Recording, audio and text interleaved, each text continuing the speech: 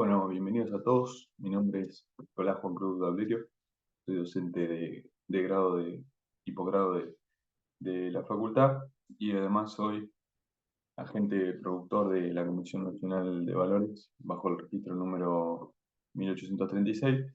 Hoy, sin ánimo de hacer una recomendación de inversión, vamos a contar un poco y hablar un poco de la educación financiera en este proyecto que hemos denominado Economía Economía joven porque está pensado para adolescentes de nivel secundario.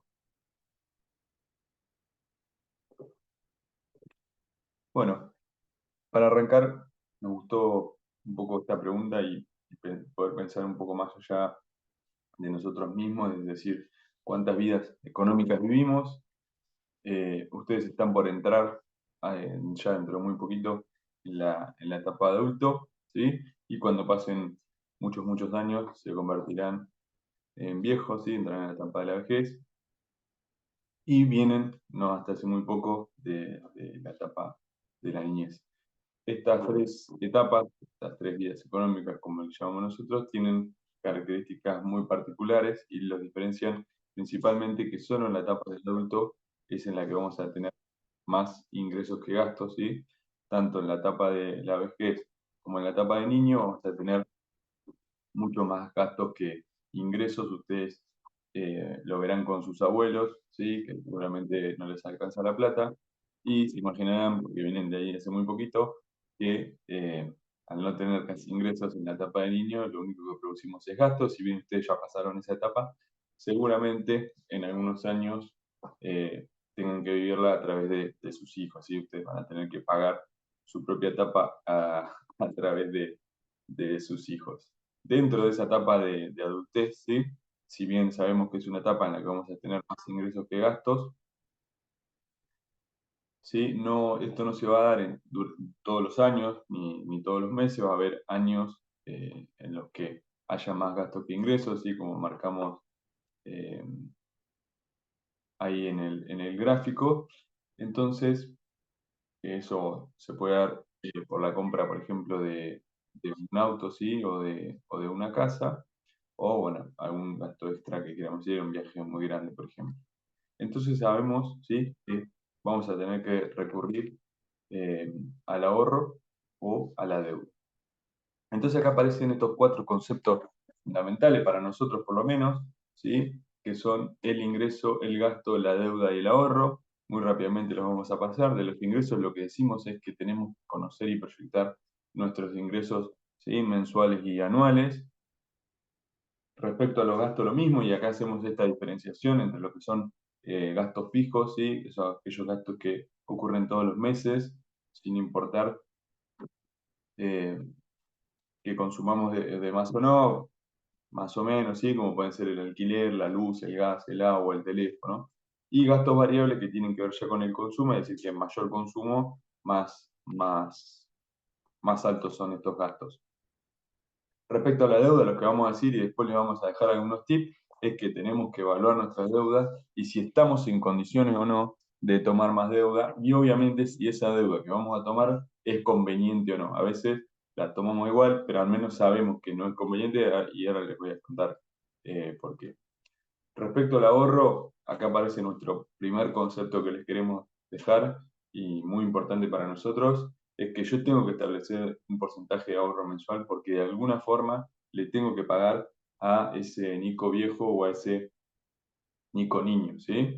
Lo que decimos es que lo que vamos a hacer es sacrificar consumos presentes, ¿sí? Hoy yo no voy a consumir en pos de realizar otro tipo de consumo en el futuro, y esto es algo que se nos tiene que grabar, porque muchos nos dicen, porque yo ahorro y dejo de darme algunos gustos. Bueno, no es que dejas de darte algunos gustos, sino que te los vas a dar quizá más adelante. Obviamente sabrán ustedes, y si no, se los enseñamos hoy, que el bien más preciado que tienen, más allá de todo, es su tiempo. Por eso es muy importante que de alguna forma optimicemos nuestro tiempo, si lo administremos de la mejor manera para justamente ganar más tiempo disponible en el futuro.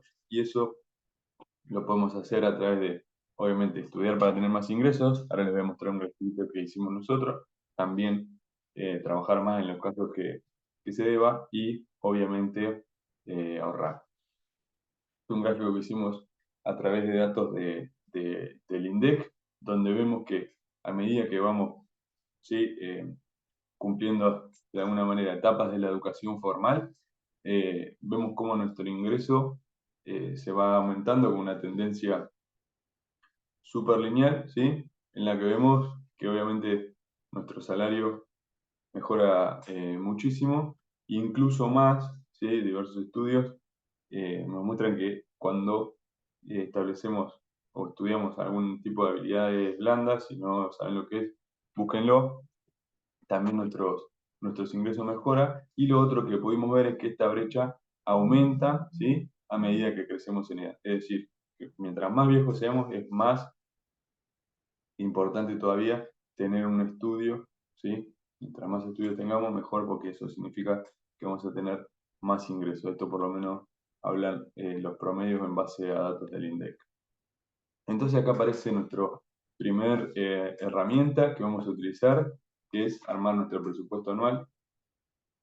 Eso está sacado de algunos autores que han hablado de este tema, pero obviamente después cada uno puede ajustarlo también a su presupuesto. ¿Qué es esto de mínimo establecer un 20% de nuestros ingresos a lo que es inversión y ahorros, un 30% a lo que es alquiler y crédito hipotecario, un 15% al transporte de vehículos, un 20% para lo que es comida y gastos de la casa y un 15% para lo que es viaje y ropa? Obviamente esto, a medida que vayamos utilizando la herramienta, vamos a poder ir perfeccionándola para que se adecue mucho mejor a ¿sí? A nuestra forma de vida. Y acá lo que vemos, ¿sí? Para desmitificar un mito, obviamente estamos hablando de tener las necesidades básicas satisfechas, pero como el ahorro no es para aquellos que les sobra el dinero, sino el ahorro viene antes. Yo me tengo que proponer, primero le tengo que pagar al Nico viejo y al Nico niño, y posteriormente vivo ¿sí? Mi vida con lo que mi ingreso me lo permite. Acá vemos dos ejemplos de dos familias, ¿sí? Como de cualquier forma, por más que un ingreso sea mucho menor, igual me puedo proponer un ahorro. Y acá aparecen obviamente tres situaciones respecto a esto, en lo que se refiere cuando tengo más gastos, más ingresos que gastos, tiene una situación ideal porque obviamente puedo establecer un porcentaje de ahorro y además armar un fondo de emergencia, que ahora vamos a ver qué es. Cuando el ingreso es igual al gasto, bien, porque tengo las finanzas equilibradas, pero seguramente no estoy ahorrando ni estableciendo un fondo de emergencia. Y bueno, obviamente la peor situación es cuando mis ingresos son menores a los gastos y lo que es imperioso, que eliminemos gastos innecesarios o generemos algún otro tipo de ingreso, porque corremos el riesgo de endeudarnos y generar una bola de nieve.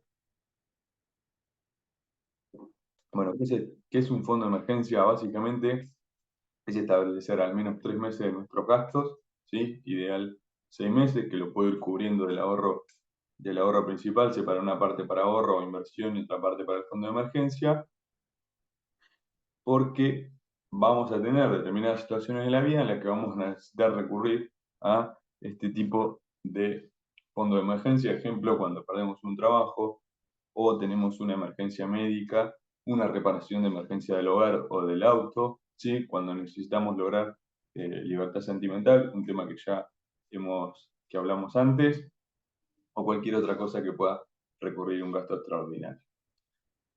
Ahora aparecen tres aspectos que para nosotros son muy importantes, ¿sí? Para obtener una libertad financiera, o de alguna forma como lo llamamos, ¿sí? Lo principal es que ustedes se bancaricen, que de alguna manera puedan tener acceso a tarjetas, porque nosotros venimos a decir que las tarjetas son buenas siempre que las sabemos utilizar y tengamos finanzas equilibradas, ¿sí? También para acceder a préstamos que en determinadas situaciones nos convengan, ¿sí? O que, bueno, tengamos que tomar algún préstamo igual, ¿sí? Y también para acceder a diferentes opciones de inversión. Es importante conocer, en Argentina lo conocemos muy bien, pero empezar a tomar un poco más de noción y aprender un poquito más respecto a los conceptos de inflación y evaluación, cómo afectan a nuestra vida, obviamente para tomar mejores decisiones. Ejemplo, a la hora de sacar un crédito en pesos, ¿sí? Cómo lo comparo frente a la inflación, lo vamos a ver un poquito más adelante. Y conocer la relación directa, ¿sí? Y positiva que tienen el riesgo y la rentabilidad. ¿Qué quiero decir con esto? Que a mayor riesgo, mayor es la rentabilidad, y a mayor rentabilidad, mayor riesgo, ¿sí? Y es importante también conocer nuestra versión al riesgo, es decir, cuánto estamos dispuestos a asumir riesgo en pos de generar un poco más de rentabilidad. También la relación que tiene la rentabilidad del tiempo, ¿sí? Que a mayor tiempo, mayor también es la rentabilidad. Diversificar tu ahorro. ¿Qué significa diversificar? Básicamente consiste en repartir nuestro dinero entre diferentes inversiones. Es decir, como dice el famoso dicho, no poner todos los huevos en la misma canasta, porque si la canasta se rompe, me quedo sin huevos, ¿sí? Un poco lo que decía ahí abajo. Ahora aparece el concepto de interés compuesto, y me pregunta cómo puede ayudarnos. Ahí hay un ejemplo, ¿sí? En el que yo invierto 100 eh, de capital y obtengo intereses sobre un 10%, ¿sí? Ese interés más capital en el segundo periodo forman parte de mi capital ahora y generan intereses. Y así sucesivamente yo voy colocando los intereses para que generen también intereses en el próximo periodo. A eso es lo que le llamamos interés compuesto, y es lo que dice un poco de abajo, que es una bola de nieve, en este caso positiva, que crece cada vez más. Ahora les voy a contar por qué aparece este concepto acá. Y la diferencia de esta línea azul que marca ahí es que si nosotros desde el principio hubiésemos hecho, en este caso, que es algo similar a un plazo fijo, algo que ustedes ya conocen, si lo hubiese hecho al principio por 12 periodos, ¿sí? Hubiera obtenido, ¿sí? 220 pesos, y en este caso fíjense que termina obteniendo un poco más de 300 pesos y pico.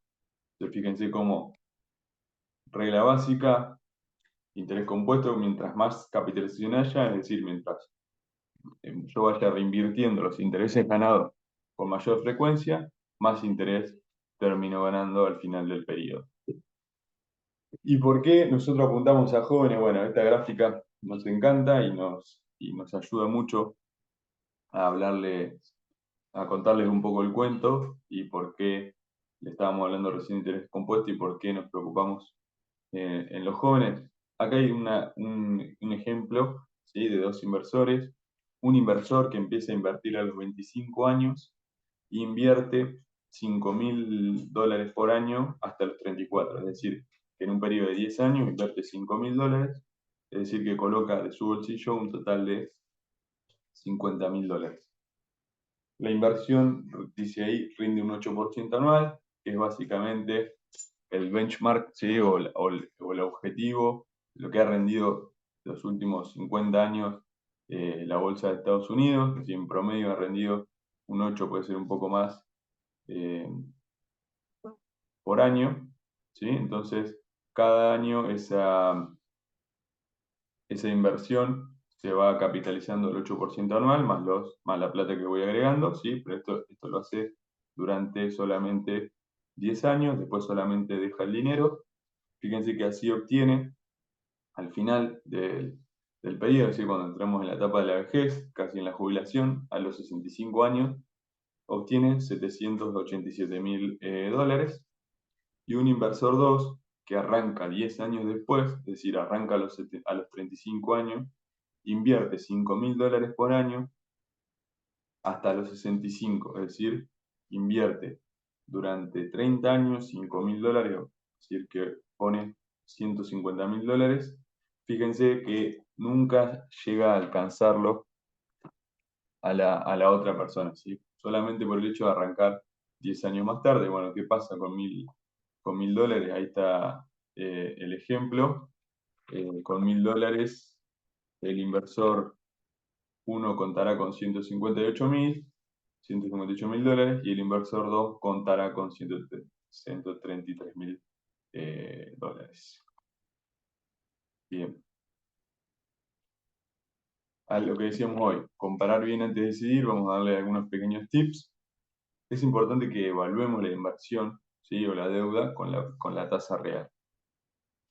En un plazo fijo, ¿sí? Que es la herramienta más fácil que todos conocemos, no vamos a mirar la tasa nominal anual, sino lo que vamos a mirar es la TEA. En vez de la TNA, miramos la TEA, que es la tasa efectiva anual, versus, cuando comparemos, lo vamos a comparar contra la inflación interanualizada, ¿sí? ¿Por qué miramos la TEA y no la TNA? Bueno, porque la TEA considera eso que le decía hoy, de la recapitalización de los intereses, ¿sí? Esto del interés compuesto. Cuando miremos un crédito, no vamos a mirar tampoco la TNA. Lo que vamos a mirar es el CFT, el costo financiero total. ¿Por qué? Lo mismo. El CFT es, primero considera, ¿sí? La recapitalización, que en este caso es negativa. Yo, mientras más adelanto cuotas, más caro es mi costo financiero, y además incluye impuestos y otros gastos menores que a veces terminan haciendo una tasa mucho más cara. También la comparo con realización. ¿Qué quiero decir con esto? Plazo fijo, miro la TEA. Si la TEA es del 130% y la inflación es del 100%, ¿sí? Hacer un plazo fijo me da una tasa de interés positiva. Si yo voy a tomar un crédito, si la TNA me da 100% y la inflación 130%, ese dato a mí no me sirve para nada. Yo tengo que mirar el costo financiero total. Es decir, si la TNA era de 100, la inflación del 130, seguramente el costo financiero sea 150, 160. El costo financiero 150, la inflación 130, en ese caso no me conviene, estoy pagando más caro de lo que la inflación. Pero eso no significa que yo no lo vaya a sacar, a veces no quedan otras alternativas, al menos sé qué es lo que me conviene y no. Y mirar solo la TNA no me aporta ninguna información. Entonces, en este caso, ¿sí? Aparecen cuáles son los objetivos a la hora de invertir, ¿sí? O ahorrar. ¿Qué es lo que quiero? ¿Ganarle a la inflación o ganarle a la devaluación? Y obviamente también es cuál es mi objetivo y cuál es mi plazo. Es decir, cuándo voy a necesitar ese dinero. Estas son las básicas, lo que todos conocemos, lo que usted tiene al alcance hoy de la mano, que debemos mirar para cuidar nuestros ahorros, ¿sí? Entonces aparece la opción de invertir en dólares, es decir, comprar dólares, lo que ustedes ya deben saber cómo se hace. La tasa fija en pesos, ¿sí? Un plazo fijo en pesos, el común, que ustedes ya conocen y la mayoría conocemos.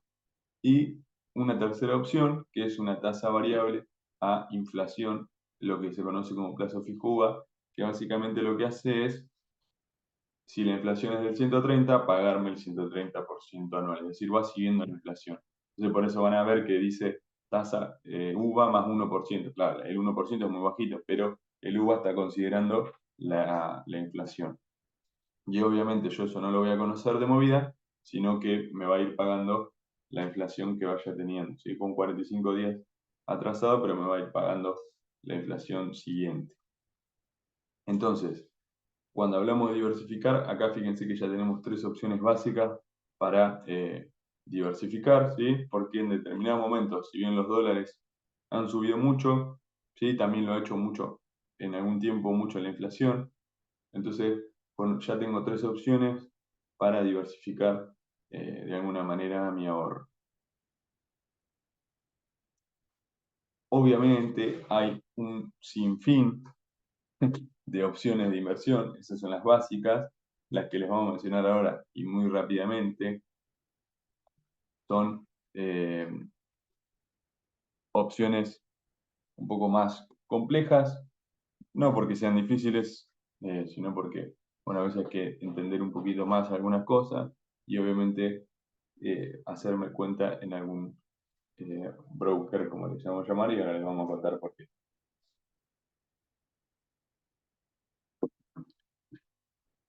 Y una frase que decimos es: la libertad financiera no se trata de tener más dinero, ¿sí? Sino lo que se trata de tener es más opciones y también estar tranquilo de alguna manera con las decisiones que estamos tomando.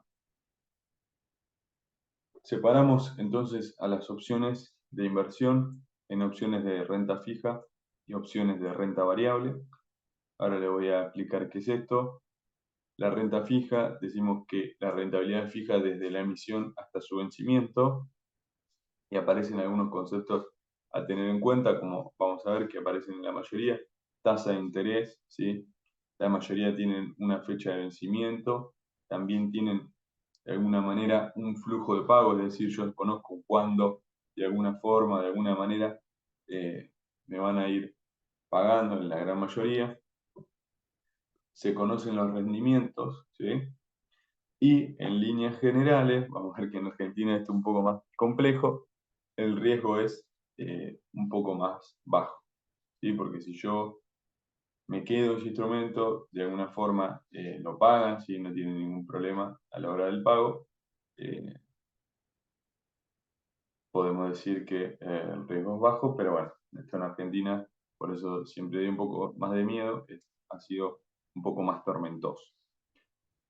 Ahí aparecen los depósitos en cuenta corriente, es decir, en un banco, que suelen pagar intereses solo por tener el dinero ahí, que es muy parecido a las cuentas remuneradas, aunque si bien tiene una estructura un poco más compleja, son muy parecidas a las cuentas remuneradas de Mercado Pago, de Personal Pay, de tarjeta naranja y alguna más. Plazos fijos, que los vimos recién, ¿sí? Bonos, lo explico muy rápidamente, es un tema un poco complejo de que hay que aprender algunas cositas, nada difícil, como les dije recién. Los bonos son deuda que emiten los gobiernos, es decir, los gobiernos necesitan plata para financiarse de alguna manera, ¿sí? Entonces salen al público, si cualquiera de nosotros puede acceder a un bono, dicen: necesito plata y les prometo que les pago tal tasa de interés, ¿sí? Con tal flujo de pago, es decir, voy a pagar en marzo, en junio, en agosto, ¿sí? Y además les dice cuándo es la fecha de vencimiento con algunos otros datos más. Entonces ustedes pueden aceptar o no invertir en ese bono y el Estado les va a ir pagando con esa promesa y ese compromiso de pago. Obviamente hay de Argentina y de todos los países del mundo, ¿sí? Incluso de Estados Unidos, que son por ahí sí los más seguros, lo que se conoce como la tasa libre de riesgo, ¿sí? Porque se entiende que Estados Unidos, al emitir dólares, siempre va a pagar. Entonces ahí tenemos unos bonos que son muy seguros. La caución, que es lo más parecido a un plazo fijo, a diferencia que se puede hacer a partir de un día, ¿sí? Obviamente comprar dólares, que bueno, acá se desvirtúa un poco lo que veníamos hablando, pero es eh, dentro de la renta fija. Ustedes cuando compran dólares saben el precio, tienen esos dólares, salvo que no les pase nada, no tienen ningún problema. Y también nos gusta meterlo acá como para que se entienda que no nos olvidemos de eso. Obligaciones negociables, que es muy, o sea, igual a lo que les conté recién respecto a los bonos, ¿sí? Pero de empresas, es decir, por ejemplo, YPF necesita dinero y hace lo mismo, saca una obligación negociable que tiene un compromiso de pago, ¿sí? Con una fecha de vencimiento, una tasa de interés, en la que uno puede aceptar o no entrar, y YPF va a ir cubriendo esos pagos, salvo que, bueno, obviamente la empresa, el único riesgo que tienen estos en general es el riesgo de impago, es decir, que tanto las empresas como los países no paguen esos bonos u obligaciones negociables. Y las letras, que muy parecido a los bonos también, lo que suelen ser de plazos más cortos, ¿sí? Y obviamente, tanto dentro de bonos, obligaciones negociables y letras, hay de todo tipo. Hay algunas que siguen al dólar oficial, otras que siguen al dólar MEP, otras que son en pesos a tasa fija, otras que son en pesos a tasa variable, como puede ser el UVA, ¿sí? Que en realidad se conoce como SER, coeficiente de estabilización de referencia. Y dentro de lo que son la renta variable, ¿sí? Que esto decimos que es un poco más riesgoso porque no conocemos si la rentabilidad es incierta o variable, en este caso no tienen fecha de vencimiento, en líneas generales tienen variaciones de precio, es decir, que no se conocen los rendimientos y el riesgo tiende a ser un poco más alto. Aparecen en primer lugar las acciones. Las acciones básicamente es, nosotros podemos comprar una acción y ser de alguna manera socio de la empresa, donde vamos a tener un componente que tiene que ver con el precio, es decir, que esa acción suba o baje, y también en su gran mayoría vamos a tener un cobro de dividendos, es decir, la empresa al año gana dinero y distribuye entre sus accionistas ese resultado, ¿sí? Eso se conoce como dividendos. Hablamos de acciones por lo general en Argentina cuando hablamos de las acciones de empresas argentinas, que hay muchas y diversas, obviamente siempre con la misma estructura, tratamos de diversificar también dentro de estos componentes, y aparece en Argentina lo que se conocen como CDRs, ¿sí? Certificados de depósitos de acciones de empresas que están en otros países. Funciona de la misma manera, básicamente lo que pasa es que CNB, para que esas empresas puedan cotizar en la Bolsa de Argentina, perdón, en el Merval y a través del banco Comafi, emite estos CDR donde tienen resguardado obviamente una parte de esas acciones a las tienen afuera y emiten certificados para que coticen acá y uno pueda comprarlo en pesos y también en dólares, o para entrar y salir en pesos y en dólares, de acciones que cotizan en otras bolsas, principalmente, la gran mayoría obviamente son de empresas de Estados Unidos. Aparece el concepto de futuras opciones, del que no nos vamos a meter, es una de las cosas más riesgosas porque en las que se trabaja apalancado, eso quiere decir que con muy poco capital yo puedo invertir un gran volumen nocional, y básicamente lo que son contratos, ¿sí? Que tienen un activo subyacente, es decir, un activo al que siguen, y tienen una fecha eh, de vencimiento también, o una fecha de negociación, y se pactan a un precio. Y bueno, obviamente, seguramente ustedes conocen un poco más que yo lo que son las criptomonedas, ¿sí? En esto lo único que vamos a decir es que hay diversas. Cada una en líneas generales tiene un propósito, tiene un objetivo. Algunas simplemente su objetivo es ser un meme, como pudo ser en algún momento la Dogecoin. Algunas tienen todo un aparato un poco más grande e interesante como puede ser el Bitcoin, y lo importante es conocer ese proyecto, entender el riesgo que tiene en el fondo y de esa manera invertir en con esa calidad de inversión, ¿sí?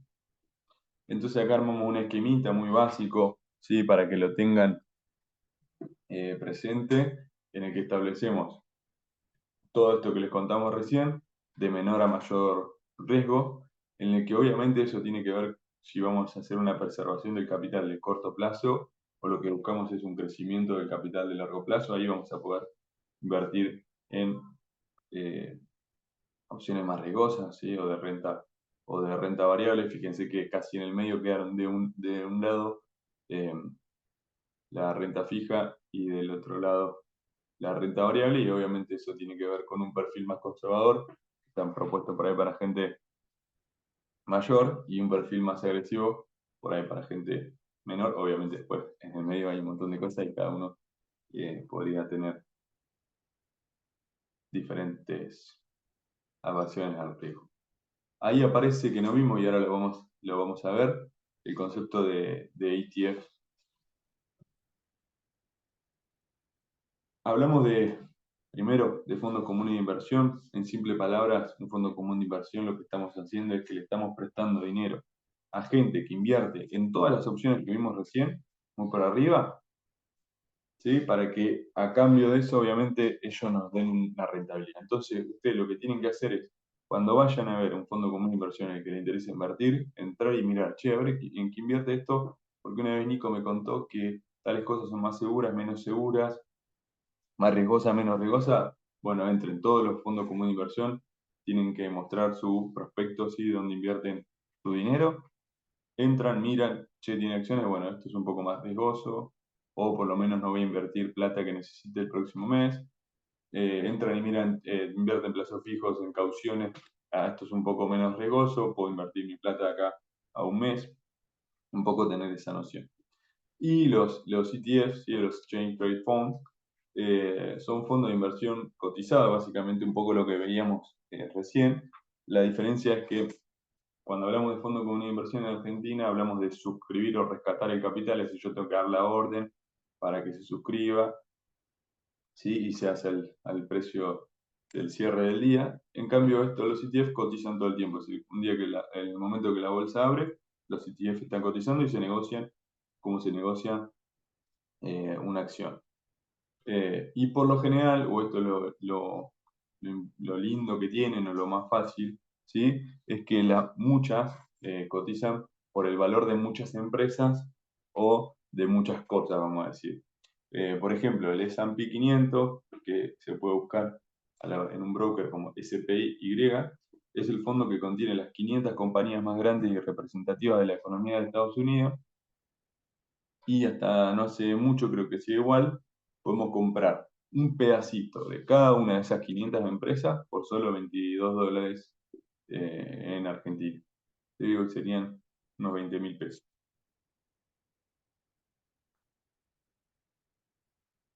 Bien, también hay ETF de minerales, de oro, de productos de agro.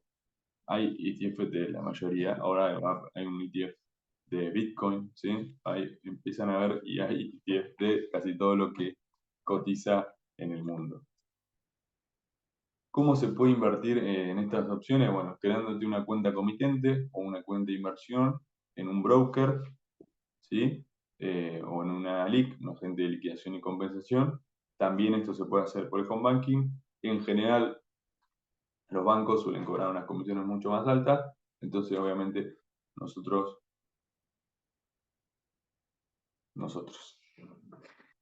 Eh, Obviamente después están los más conocidos como broker, muestro algunos ahí, hay muchos, para ellos son los más conocidos, los que mayor volumen tienen: Balance, Invertir Online, Inview, Coco Capital o Banza. Que sepan, o sea, hoy se puede hacer una cuenta en menos de una hora, sacando unas fotos al DNI, a nuestra cara, completando unos datos, eh, y empezar a invertir con muy poco dinero. Acciones argentinas hay desde 100 pesos hasta 2.000, o sea, yo podría comprar una acción con 100 pesos. Lo mismo, bueno, algunos ETF son un poco más caros, pero puedo comprar una acción de Google por 500 pesos, un pedacito de una acción de Google, obviamente. Así que, y ninguna de estas cuentas cobra solamente por abrirla o por tenerla, así la gran mayoría nos cobran por operar un porcentaje muy, muy bajo, entre un 0,5%, un 1%, unos cocos gratis, si no cobra comisión. Por último, y para ir cerrando, fundamental, ustedes que son jóvenes, muchos van a estudiar, algunos otros serán profesionales independientes, es muy necesario que sean un monotributo, ¿sí? Que eso nos da un ingreso a la economía formal. De esta manera yo cumplo todos los impuestos que necesito para poder realizar lo básico, por lo menos para poder realizar mi actividad. Obviamente si hay alguna profesión un poco más complicada va a necesitar alguna cosa más, pero lo básico en términos impositivos. Esto me permite una obra social y un aporte jubilatorio que, si bien no son la gran cosa, por lo menos nos van a servir el día de mañana, con una única cuota mensual y de muy bajo porcentaje respecto al ingreso total. Realmente es muy bajo. Estamos pagando impuestos, aportes y obra social. Y lo imperioso, porque a nosotros nos va a servir más que nada, es que nos da acceso a bancos y con eso acceso a créditos y a tarjetas de crédito. Cuando trabajamos en relación de dependencia, todos estos eh, beneficios nos son otorgados, pues son pagados una parte por nosotros y una parte por el empleador. Recomendaciones últimas para no caer en una estafa con todo lo que le conté hoy. Obviamente les digo, investiguen antes de invertir, ¿sí? Busquen, observen, miren, pregúntense si eso que le están ofreciendo puede ser verdad. No confiemos de movida en promesas de alta rentabilidad. Les conté que una tasa de referencia es un 8, un 10% anual en dólares, que lo que ha crecido la empresa de Estados Unidos en los últimos años. Tengan esa referencia cuando le prometen un 10% en un día, un 100% en un mes, ¿sí? No confiemos en nadie que nos apura. Por lo general, lo que tiene que ver con inversiones, estamos hablando de cosas de largo plazo y nadie nos va a apurar a la hora de cuidar e invertir nuestros ahorros. Obviamente, verificar las licencias y regulaciones de eso, si las hubiera. Y por último, si te quedó alguna duda respecto de todo lo que hablamos hoy y de lo que te están ofreciendo, busca asesoramiento que hoy tenemos todo al alcance de las manos. ¿Qué es lo que buscamos hasta aquí? La economía es la ciencia de elegir bien, ¿sí? Lo que buscamos fue brindarles herramientas para que esas elecciones, ustedes las puedan tomar de la mejor manera posible de acá en más y se vayan un poco intrigados también para aprender un poco más.